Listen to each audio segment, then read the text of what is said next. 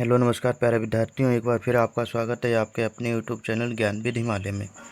आज आपको हम पढ़ाएंगे भूगोल से संबंधित कुछ महत्वपूर्ण प्रश्न हैं, जैसे भूगोल की परिभाषाएं एवं ब्रह्मांड में इनसे संबंधित कुछ महत्वपूर्ण प्रश्न हैं जो अत्यधिक एग्ज़ामों में पूछे जाते हैं। जैसे आप लोग विभिन्न एग्ज़ामों की तैयारी कर रहे होंगे, जैसे NMMS श्रेष्ठा, अटल आवासीय विद्यालय या फिर अतुल महेश्वरी परीक्षा की तैयारी कर रहे हैं, जिनमें ऐसे प्रश्न पूछे जाते हैं, जियोग्राफी के प्रश्न पूछे जाते हैं जिनको करने में आप लोगों को थोड़ी दिक्कत आती है। तो उनकी तैयारी हम आपसे आज से प्रारंभ करा रहे हैं। जियोग्राफी के प्रश्न आप लोग देखिए और पढ़िए और अपनी कॉपी में नोट करते रहिए। तो प्रश्न पहला है कि विश्व में सर्वप्रथम कहाँ के निवासियों ने भूगोल को व्यवस्थित रूप प्रदान किया था। तो इसका सही आंसर है यूनान निवासियों ने। तो पहला प्रश्न क्या था? पहला प्रश्न है कि विश्व में सर्वप्रथम कहाँ के निवासियों ने भूगोल को व्यवस्थित रूप प्रदान किया। तो इसका सही आंसर है यूनान निवासियों ने। प्रश्न नंबर दूसरा है, प्राचीन भूगोल का जनक किसे कहा जाता है। तो प्राचीन भूगोल का जनक कहा जाता है हिकेटियस को। तो प्राचीन भूगोल का जनक किसे कहा जाता है? हिकेटियस को कहा जाता है। प्रश्न नंबर अगला देखिए, वर्तमान भूगोल के जनक किसे कहा जाता है। तो अलेक्जेंडर वान हम्बोल्ट को। किसे कहा जाता है? अलेक्जेंडर वान हम्बोल्ट को कहा जाता है। अब पूछा जाता है कि प्राचीन भूगोल का जनक किसे कहा जाता है? हिकेटियस को कहा जाता है। वर्तमान भूगोल के जनक किसे कहा जाता है? अलेक्जेंडर वान हम्बोल्ट को कहा जाता है। अगला प्रश्न देखिए, प्रश्न नंबर अगला, भौतिक भूगोल के जनक किसे कहा जाता है। भौतिक भूगोल का जनक किसे कहा जाता है? पोलिडोइस कहा जाता है। किसे कहा जाता है? पोलिडोइस को कहा जाता है। वर्तमान भूगोल के अलेक्जेंडर वान हम्बोल्ट को कहा जाता है। तो इस तरीके के जो प्रश्न हैं आपके एग्ज़ामों में पूछे जाएंगे, तो आप लोग कॉपी में नोट करते रहिए और तैयारी को बहुत अच्छी बनाइए। अगला प्रश्न है, सर्वप्रथम विश्व ग्लोब बनाने का श्रेय किसे जाता है। सर्वप्रथम विश्व ग्लोब बनाने का श्रेय किसे प्राप्त है। तो इसका सही आंसर है मार्टिन बैहम को। किसे? मार्टिन बैहम को। अगला प्रश्न देखिए, विश्व में सर्वप्रथम भौगोलिक ज्ञान का विकास कहाँ हुआ। विश्व में सर्वप्रथम भौगोलिक ज्ञान का विकास कहाँ हुआ? भारत में। अगला प्रश्न है कि भूगोल का पिता किसे कहा जाता है। अगला प्रश्न है कि भूगोल का पिता किसे कहा जाता है। एरिस्टोस्थनीज को कहा जाता है। किसे कहा जाता है? एरिस्टोस्थनीज को कहा जाता है। अगला प्रश्न देखिए, प्रश्न नंबर अगला है कि भूगोल के लिए जियोग्राफिका शब्द का प्रयोग सर्वप्रथम किसने किया।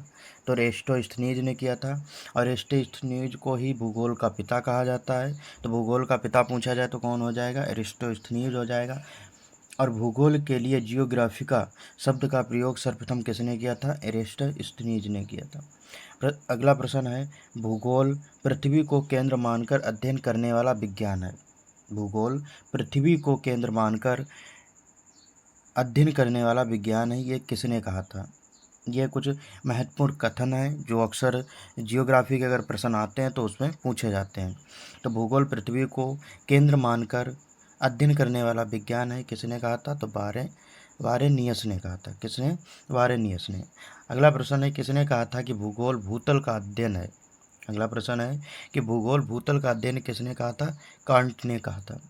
अगला प्रश्न देखिए, भौगोलिक विचारधाराओं में नवनीतिवाद की विचारधारा का प्रवर्तक कौन है। भौगोलिक विचारधाराओं में नवनीतिवाद की विचारधारा का प्रवर्तक कौन है। तो इसका सही आंसर है ग्रिफिथ टेलर। अगला प्रश्न है, वर्तमान भूत की कुंजी है किस विद्वान का मत है। वर्तमान जो है भूत की कुंजी, यह मत किस विद्वान का है। तो ये इसका सही आंसर है जेम्स हंटन का। किसका है? जेम्स हंटन का है। अगला प्रश्न देखिए, स्थल रूप संरचना प्रक्रम तथा अवस्था का प्रतिफल होता है। स्थल रूप संरचना प्रक्रम तथा अवस्था का प्रतिफल होता है कथन किसका है? तो ये ये कथन जो है WM डेविस ने दिया था। किसने दिया था? WM डेविस ने दिया था। अगला प्रश्न देखिए, किसका कथन है कि यदि इतिहास कब का वैज्ञानिक अध्ययन प्रस्तुत करता है तो भूगोल कहाँ का वैज्ञानिक एवं तार्किक अध्ययन है? ये कथन किसका है? कार्ल सावर ने दिया था। किसका कथन है? तो एक वैज्ञानिक थे जिन्होंने एक कथन दिया था, यदि इतिहास कब का वैज्ञानिक अध्ययन प्रस्तुत करता है तो भूगोल कहाँ का वैज्ञानिक और तार्किक अध्ययन है? तो ये कथन किसका है? कार्ल सावर का है। किसका है? कार्ल सावर का। अगला प्रश्न देखिए, प्रश्न अगला है, भू आकृति विज्ञान का जन्मदाता किसे कहा जाता है? पेसेल को कहा जाता है। किसे कहा जाता है? पेसेल को। किसे क्या कहा जाता है पेसेल को? तो भू आकृति विज्ञान का जन्मदाता पेसेल को कहा जाता है। अगला प्रश्न है, रुको और जाओ नियमित नीतिवाद का विचारधारा के प्रतिपादक कौन है? तो ग्रिफिथ टेलर है। कौन है? ग्रिफिथ टेलर है। उन्होंने कहा था कि रुको और जाओ नीतिवाद की विचारधारा के प्रवर्तक कहा जाता है।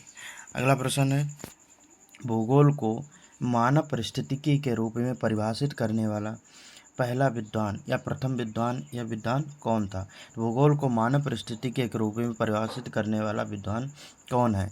तो H बैरोज।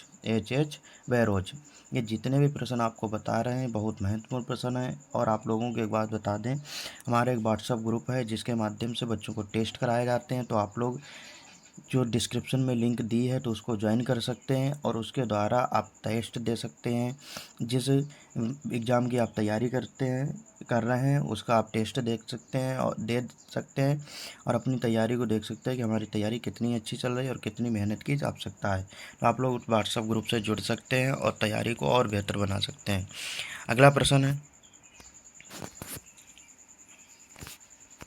प्रश्न अगला, क्षेत्रीय भूगोल का पिता किस भूगोलवेत्ता को कहा जाता है? क्षेत्रीय भूगोल का पिता किस भूगोलवेत्ता को कहा जाता है? तो कार्ल रिटर को कहा जाता है। किसे? कार्ल रिटर को कहा जाता है। अगला प्रश्न है, मानव भूगोल का पिता किसे कहा जाता है? तो ब्लास को कहा जाता है। ये सभी प्रश्न बहुत महत्वपूर्ण है। आप लोग अच्छे से नोट्स बनाते रहिए और अपनी तैयारी को अच्छे तरीके से करते रहिए। अगला प्रश्न है, मानव भूगोल अस्थायी पृथ्वी एवं चंचल मानव के पारस्परिक परिवर्तनशील संबंधों का अध्ययन है। किसका कथन है? तो हमबोल्ट का ये कथन है। अगला प्रश्न है कि चूंकि मानव पृथ्वी पर निवास करती है चूंकि मानव पृथ्वी पर निवास करता है अतः पृथ्वी पर निर्भर है, यह कथन किसका है? तो यह कथन है जीन वुन्स का कथन है। अगला प्रश्न देखिए, अगला प्रश्न है, हमारी आकाशगंगा की आकृति कैसी है? हमारी आकाशगंगा की आकृति कैसी है? स्पाइरल तरीके के, जिसे सर्पिलाकार कहते हैं। पृथ्वी के ऊपर फैले असीम आकाश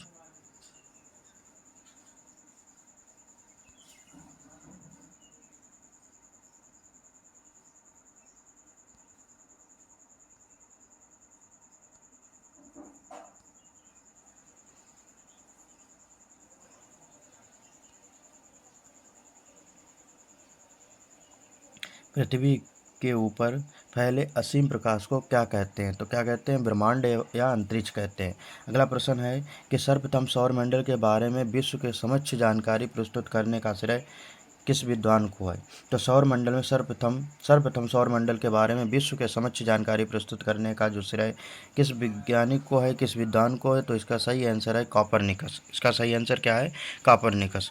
तो सर्वप्रथम सौरमंडल के बारे में विश्व के समक्ष जानकारी प्रस्तुत करने का श्रेय किस विद्वान को है? तो कॉपरनिकस को है। प्रश्न नंबर अगला देखिए, प्रश्न अगला है, जैसे पूछा गया है कि सूर्य के चारों ओर घूमने वाले खगोलीय पिंड को क्या कहा जाता है?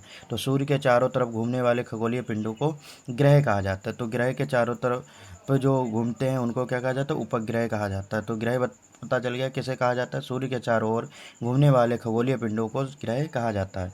अगला प्रश्न है कि किसी ग्रह के चारों ओर परिक्रमा करने वाले छोटे आकाशीय पिंड को क्या कहते हैं? तो अभी हमने बताया कि सूर्य के चारों ओर घूमना ग्रह कहलाना और ग्रह के चारों ओर जो घूमते हैं तो उसे क्या कहते हैं, उपग्रह कहते हैं। तो वही है, प्रश्न पूछा गया है कि किसी ग्रह के चारों ओर परिक्रमा करने वाले छोटे आकाशीय पिंडों को क्या कहते हैं, तो क्या कहते हैं, उपग्रह कहते हैं। अगला प्रश्न है कि ग्रहों की गति का नियम किसने प्रतिपादित किया था। ग्रहों की गति का नियम जो दिया था, केपलर ने दिया था। क्या दिया था कि ग्रहों की गति का नियम जो किसने प्रतिपादित किया था, केपलर ने। अगला प्रश्न है कि सौरमंडल में कुल कितने ग्रह हैं। तो सौरमंडल में कुल 8 ग्रह हैं। अंतरिक्ष में कुल कितने तारामंडल हैं, 8। अंतरिक्ष में कुल कितने तारामंडल हैं, तो 89 तारामंडल हैं। सौरमंडल का जन्मदाता किसे कहा जाता है, तो सौरमंडल का जो जन्मदाता कहा जाता है सूर्य को। सौरमंडल की खोज किसने की थी, तो सौरमंडल की खोज की थी कॉपरनिकस ने। ये प्रश्न याद रहेगा कि सौरमंडल की खोज किसने की थी, कॉपरनिकस ने। ये नहीं कि वहाँ की प्रश्न भी भूल जाना है, वो भी प्रश्न सभी याद रखना है। सौरमंडल में विस्फोटी तारा क्या कहलाता है। सौर ब्रह्मांड में विस्फोटी तारा क्या कहलाते, तो अभिनव तारा कहलाता है। क्या कहलाता है, अभिनव तारा कहलाता है। सौरमंडल का अत्यधिक तीव्र ग्रह कौन है। सौरमंडल का अत्यधिक तीव्र ग्रह कौन है, तो कौन, बुध। और यह भी प्रश्न याद रखना कि सौरमंडल में मतलब पृथ्वी सूर्य के सबसे नज़दीक ग्रह कौन सा है, बुध ग्रह है। और सबसे छोटा ग्रह कौन सा है, तो बुध ग्रह है। सौरमंडल का सर्वाधिक गर्म ग्रह कौन है, तो बुध ग्रह है। सौरमंडल का सबसे छोटा उपग्रह डीमोस है, जो किसका है, मंगल का है। जो मंगल ग्रह है उसका जो उपग्रह है डीमोस। सही, तो उपग्रह सबसे छोटा उपग्रह अगर पूछा जाए तो किसका है, मंगल का है। और कौन सा है, डीमोस है। सौरमंडल का सबसे कम घनत्व वाला ग्रह है शनि। तो सौरमंडल का सबसे कम घनत्व वाला जो ग्रह है वो कौन सा है, शनि है। सौरमंडल का सबसे छोटा ग्रह है, सौरमंडल का सबसे छोटा ग्रह है बुध। सूर्य के मध्य भाग को क्या कहा जाता है। सूर्य के मध्य भाग को क्या कहा जाता है, प्रकाश मंडल कहा जाता है। सूर्य के मध्य भाग को क्या कहते हैं, प्रकाश मंडल कहते हैं। सूर्य के ऊपर भाग को क्या कहा जाता है, तो वर्ण मंडल कहा जाता है। सूर्य सदैव पूरब में निकलता है क्योंकि पृथ्वी पश्चिम से पूरब की ओर घूमती है। तो पूछा जाता है कि पृथ्वी किस दिशा से किस तरफ घूमती है, तो पश्चिम से पूरब की तरफ घूमती है। प्रश्न, अब इसमें कुछ ये चीज़ें भी समझनी है कि जैसे सौर परिवार है, कौन किसके कितने दिनों में चक्कर लगाता है, इन बातों को भी जानना जरूरी है। सबसे पहले लिखा है ग्रह के नाम, फिर उसमें लिखा है कि उनका व्यास किलोमीटर में है। अपने अक्ष पर परिभ्रमण करना, तो परिभ्रमण और परिक्रमण में भी अंतर समझ लीजिए। परिभ्रमण क्या होता है कि अपने अक्ष पर घूमना, और परिक्रमण होता है सूर्य के चारों तरफ घूमना। परिभ्रमण अपने अक्ष पर घूमना और परिक्रमण सूर्य के चारों ओर घूमना। ग्रहों की संख्या कितनी है, ये बातें भी लिखी हैं। तो आप लोग सबसे पहले बुध को देखिए। बुध, तो बुध ग्रह का क्या नाम है, बुध है। क्या, बुध। अब पूछा जाता है कि बुध का व्यास कितना है, तो 4878 किलोमीटर व्यास है। और पूछा जाता है कि बुध जो अपने अक्ष पर कितने दिन में चक्कर लगा लेता है, तो 58.6 दिन में चक्कर लगा लेता है। और पूछा जाए सूर्य के चारों तरफ कितने समय में चक्कर लगाता है, तो 88 दिन में लगाता है। और बुध के कितने उपग्रह हैं, तो शून्य उपग्रह हैं। शुक्र का जो व्यास है वह 12,104 है। और पूछा जाता है कि अपने अक्ष पर कितने दिन में चक्कर लगाता है या पर कितने दिन में परिभ्रमण करता है, तो 243 दिन में। और पूछा जाता है कि सूर्य का चक्कर कितने दिन में लगाता है, तो 224.7 दिन में चक्कर लगाता है। उपग्रह कितने हैं, तो 0 उपग्रह। पृथ्वी का व्यास है 12,756 या 12,714। अब पूछा जाता है कि पृथ्वी अपने अक्ष पर कितने समय में चक्कर लगाती है, जैसे 24 घंटे बोलते हैं तो 23 घंटा 9 मिनट। अगला प्रश्न है कि सूर्य का परिक्रमण समय क्या है, सूर्य का चक्कर कितने समय में पूरा कर लेता है, तो 365.26 दिन में चलता है। उपग्रह जो पृथ्वी का है उसका क्या नाम है, चंद्रमा है। अगला प्रश्न है मंगल। मंगल का जो व्यास है 6,796 है। और कितने घंटे में चक्कर अपने अक्ष पर पूरा कर लेता है, तो 24.6 घंटे में। और सूर्य का चक्कर जो पूरा करता है वो कितने दिन में करता है, 687 दिन में। और कितने उपग्रह हैं मंगल के, फोमोस और डिमोस। जो डिमोस है वह सौरमंडल का सबसे छोटा उपग्रह है। बृहस्पति का अगर पूछा जाए व्यास कितना है, 1,42,984 किलोमीटर है और कितने घंटे में अपने अक्ष का चक्कर पूरा कर लेता है या अपना अक्ष का परिभ्रमण कर लेता है 9.9 घंटे में और सूर्य का 11.9 वर्ष में। और इसके बाद ये पूछा जाता है कि इसके बाद ये पूछा जाता है कि बृहस्पति के कितने उपग्रह हैं। तो कितने उपग्रह हैं? 63 उपग्रह हैं। अब ये बताइए शनि का जो व्यास होता है वो कितना होता है? तो 1,20,536 किलोमीटर होता है। और इसके बाद जो शनि है वह अपने अक्ष पर कितने घंटे में चक्कर लगा लेता है? तो 10.4 घंटे में चक्कर लगा लेता है। और इसके बाद है कि सूर्य का परिक्रमण कितने समय में कर लेते हैं? तो 29.5 वर्ष में सूर्य का चक्कर एक पूरा करने में समय लगता है। तो कितने उपग्रह हैं? तो शनि के 62 उपग्रह हैं। अगला प्रश्न है अरुण अरुण का पूछा जाता है कि व्यास कितना है? तो 51,118 किलोमीटर व्यास है। और जो घंटा है कि सूर्य का अपने अक्ष पर कितने घंटे में चक्कर पूरा कर लेता है? 11 घंटे में।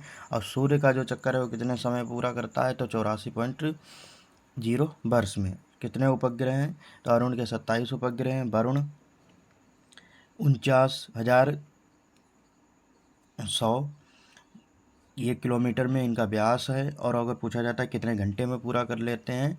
तो 16 घंटे में ये सीमा पूरी कर लेते हैं, अपना परिक्रमण कर लेते हैं। और परिभ्रमण कर लेते हैं 16 घंटे में। और परिक्रमण कितने समय में करते हैं?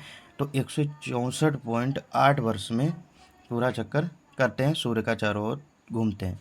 और पूछा जाता है उपग्रह कितने हैं? तो 13 उपग्रह हैं। तो वरुण एक आप लोगों के लिए कमेंट के माध्यम से आप लोगों को जवाब देना है, अरुण ग्रह और वरुण ग्रह की खोज कब की गई थी? अरुण ग्रह और वरुण ग्रह की खोज कब की गई थी? और एक प्रश्न ये भी बताना है कि प्लेटो को ग्रह की कक्षा से निकालकर बौना ग्रह की श्रेणी में कब रखा गया था? इन तीनों प्रश्न के आप लोग कमेंट के माध्यम से आंसर दीजिए। देखते हैं सबसे पहले कौन इस प्रश्न का आंसर देता है। अगला प्रश्न है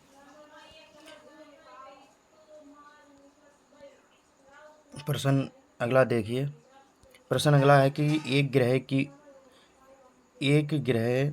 की अपने कक्ष में सूर्य से अधिकतम दूरी को क्या कहा जाता है? एक जो ग्रह होता है अपने कक्ष में सूर्य से अधिकतम जो दूरी होती है उसे क्या कहा जाता है? अपसौर कहा जाता है। क्या कहा जाता है? अपसौर कहा जाता है। जब सूर्य से पृथ्वी अधिक दूरी पर होती तो उसे अपसौर कहा जाता है। ऐसा कौन सा तारीख को ये दिन आता है? तो 4 जुलाई को। तो 4 जुलाई को क्या होता है? अपसौर होता है। एक ग्रह अपने अक्ष में सूर्य के न्यूनतम दूरी पर होता है तो उसे क्या कहा जाता है? उपसौर कहा जाता है। क्या कहा जाता है? उपसौर कहा जाता है। तो इस उपसौर और अपसौर से बात समझ में आई है। अगला क्वेश्चन है कि सूर्य के धरातल पर तापमान लगभग कितना होता है? सूर्य के धरातल पर लगभग तापमान होता है 6000 डिग्री सेंटीग्रेड।